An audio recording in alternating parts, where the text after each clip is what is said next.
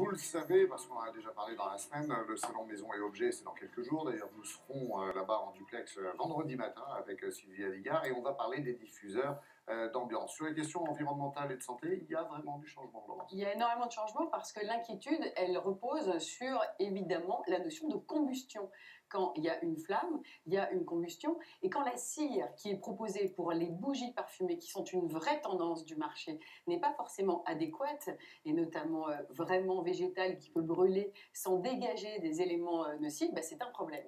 Donc derrière, dans les coulisses, il y a tout un marché du diffuseur d'ambiance qui se mixe avec les parfumeurs, qui essayent de réfléchir à créer des diffuseurs d'ambiance intelligents et bons pour la santé, et qui évoluent de plus en plus. Je vous ai choisi 3 exemples. Un exemple qui prouve qu'on peut parfois évoluer sur un produit qui existe déjà. Ce sont ces tiges qui sont munies de petits trous et qui utilisent le système de capillarité. On les plonge dans une solution parfumée, le parfum va remonter et se diffuser sans combustion tout doucement. La nouveauté là, elle est dans le travail éthique qui peut être fait par certaines marques. On arrête de déflorer les forêts d'Indonésie et de couper du rotin n'importe comment. Maintenant, on sait le cultiver et bien le traiter.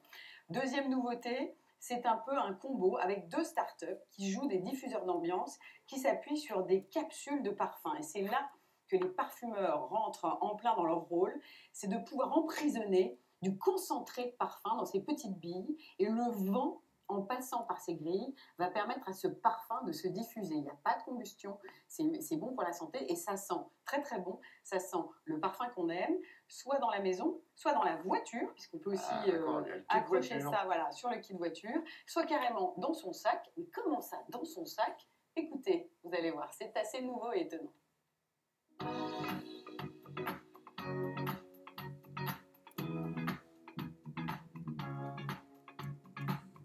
Quelquefois, on a besoin de réfugier son nez dans une écharpe pour respirer une odeur qui nous fait du bien.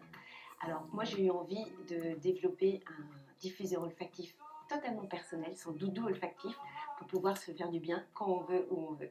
C'est un produit nomade, et ce qui est très particulier et qui nous a valu ce brevet de cette innovation, c'est qu'il n'y a aucune diffusion de particules. Ça fonctionne avec des cartouches interchangeables. Quand on appuie sur le bouton, ça sent, et quand on arrête, ça sent plus. Chaque cartouche dure environ 30 utilisations par jour pendant 2 mois. Donc c'est petit, ça sent bon et ça s'appelle le petit sniff. L'idée, c'est de faire adopter ce nouveau geste et de le diffuser auprès du grand public, mais on a très envie d'aller vers le professionnel parce qu'on pense qu'il y a quelque chose de vraiment intéressant à développer.